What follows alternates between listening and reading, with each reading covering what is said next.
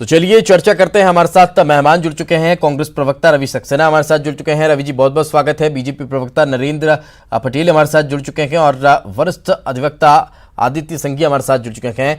तो आप तीनों का बहुत बहुत स्वागत है। सबसे पहले रवि सक्सेना जी, मैं आपसे ही समझना चाहूंगा, आखिर बजट सत्र को बढ़ाने की कोई चर्चा?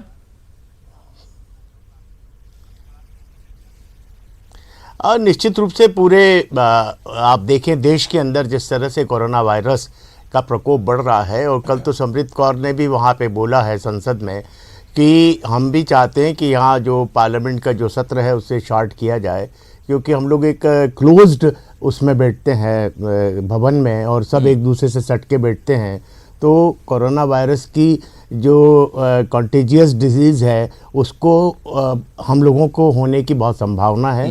तो निश्चित रूप से एक पूरे देश के अंदर एक फिक्र है। एक पंथ दो काज हो जाएंगे रवि जी से? मोदी जी से लेके और राहुल गांधी जी तक नहीं, देखिए मैं समझता हूँ हर चीज़ को राजनीति से नहीं देखना चाहिए। जब पूरे देश के अंदर हाहाकार मचा हुआ है, पूरे विश्व के अंदर हाहाकार मचा हुआ है और इस वायरस से लड़ने के लिए सभी लोग तत्पर हैं और चाहते हैं कि किसी भी तरह से इस महामारी से हम लोग बच जाएं, तो अब एक छोटी सी एक स्थिति परिस्थिति के लिए अगर हम ये कहें कि हमारे जो विधायक हैं उनकी जान को हम खतरे में डाल दें, तो मुझे लगता है ये ठीक नहीं होगा। निश्चित रूप से अगर 10 दिन बढ़ भी जाता है तो ऐसी कौन सा आफत पड़ जाएगी। जहां 15 दिन तक ये कैद रहे हैं विधायक लोग, तो 10 दिन और रह लेंगे, उसमें क्या है, और मौज मस्ती कर ले। नरेंद्र पटेल जी, आप कैसे देखते हैं इस फैसले को अगर लिया जाता है? तो हालांकि अभी थोड़ा सा वक्त है, कैबिनेट की बैठक होगी उसके बाद ये स्पष्ट हो पाएगा, लेकिन कैसे देखते हैं इसे? ना देखिए, ये जो कांग्रेस के वरिष्ठ प्रवक्ता रवि सक्सेना जी ने चिंता व्यक्त की है वो वास्तव में वाजिब है कि इस समय कोरोना से लड़ाई लड़ने के लिए पूरा विश्व एक मत होकर विभिन्न तरीके के उपाय कर रहा है। तो निश्चित रूप से हमें भी उस कोरोना से बचने के लिए उपाय करने चाहिए, इसमें कोई संदेह नहीं है। परंतु जिस तरह का संवैधानिक संकट मध्य प्रदेश में आया हुआ है उसका समाधान भी शीघ्र हो जाए, ये पूरे मध्य प्रदेश की जनता भी चाहती है। तो इसलिए आवश्यक है कि ना इसको विधानसभा सत्र बढ़ाने की बजाय भले थोड़ा अल्प अवधि के लिए बुला लिया जाए, लेकिन अल्प अवधि में बुला के, जैसे कि माननीय मुख्यमंत्री जी भी बार बार कह रहे हैं कि हम फ्लो टेस्ट के लिए तैयार हैं, तो तैयार है तो उसका समाधान शीघ्र कर लिया जाए, ताकि जिस तरह की अप्रिय स्थिति कल रात में बनी कि श्री ज्योतिरादित्य सिंधिया जी जैसे बड़े नेता पर कुछ गुंडा तत्वों ने, असामाजिक तत्वों ने जिस तरह से हमला करने का प्रयास किया है, इस तरह की गतिविधियां और ज़्यादा ना बढ़े मध्य प्रदेश में। इसलिए बेहतर होगा कि शीघ्र समाधान हो, सत्र ना बढ़ाया जाए बल्कि अल्प अवधि का करके कम से कम फ्लो टेस्ट कर लिया जाए। चलिए, कहीं ना कहीं दोनों अलग अलग प्रतिक्रिया हैं। रवि जी, आपकी मुस्कुराहट बहुत कुछ कह रही है, मैं आपसे जवाब लूंगा, लेकिन आदित्य जी मैं आपसे समझना चाहूंगा संवैधानिक का व्यवस्था आखिर इस पूरे मामले को लेकर क्या रहनी चाहिए और क्या कहती है?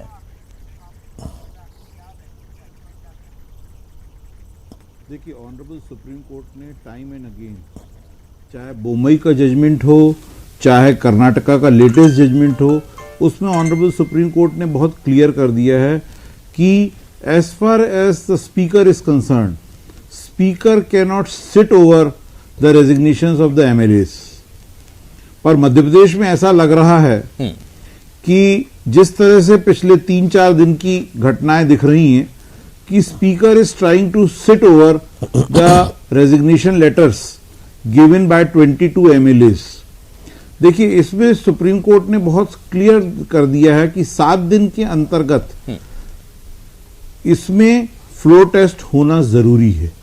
तो मेरे हिसाब से स्पीकर ज्यादा डिले नहीं कर पाएंगे एंड अल्टीमेटली बाय ट्यूसडे या वेंसडे मामला डेफिनेटली सुप्रीम कोर्ट को फिर चला जाएगा और सुप्रीम कोर्ट ये डायरेक्शन करेगा कि यहां फ्लो टेस्ट कराया जाए एंड अल्टीमेटली स्पीकर को फ्लो टेस्ट कराना पड़ेगा और फ्लो टेस्ट में साबित हो जाएगा कि किसकी मेजॉरिटी है किसकी नहीं है, क्योंकि लेकिन अगर नंबर का गेम है पूरा। अगर इस पूरे मामले में अगर जैसा कि महामारी का रूप अगर कोरोना वायरस ले रहा है, अगर उसका हवाला लिया जाता है, उसको आधार बनाया जाता है, तो फिर क्या कोई प्रावधान परिवर्तित होता है?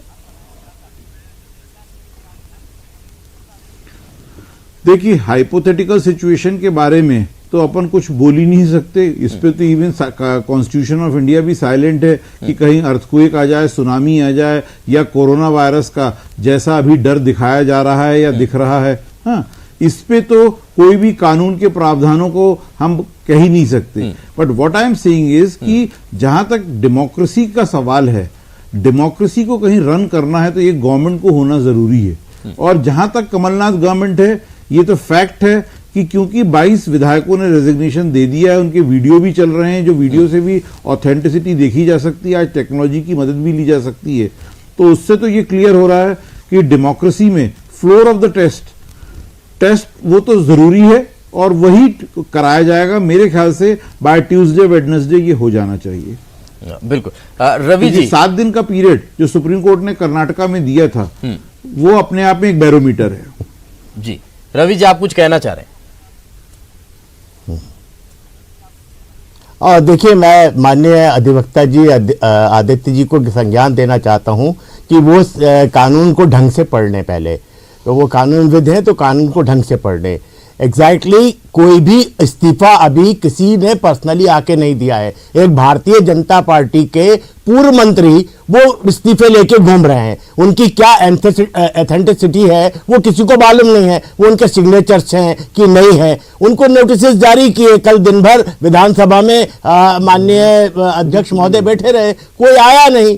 तो जब तक आप पर्सनली आके नहीं कहेंगे, सुप्रीम कोर्ट की ये गाइडलाइंस है, आपको स्वयं आना पड़ेगा, स्वयं आके आपकी वीडियोग्राफी होगी और उस पर आके आपको कहना पड़ेगा कि हाँ मैंने इस्तीफा दिया है और मैं अब विधानसभा का सदस्य नहीं रहना चाहता हूं। तब जाके उनका इस्तीफा स्वीकार किया जाएगा। और ये जो हमारे आदित्य साहब बोल रहे हैं, जो कानूनविद हैं, उनको ये मालूम ही नहीं है कि पर्सनली आपको प्रेजेंट होके इस्तीफा देना पड़ेगा, तभी उसको मान्य किया जाएगा। कुछ लोग कह रहे हैं कि पुलिस व्यवस्था लगा दी गई थी, इसलिए वो विधायक जो तमाम है डर गए कि कहीं हमें ले जाकर भी जांच के लिए अब न ले जाया जाए और जांच के बहाने फिर हमें कहीं इस तरह से न रख दिया जाए, हम स्पीकर के पास पहुंच ही ना पाए। शायद वो डर था, इसलिए वापस रिजॉर्ट चले गए वो।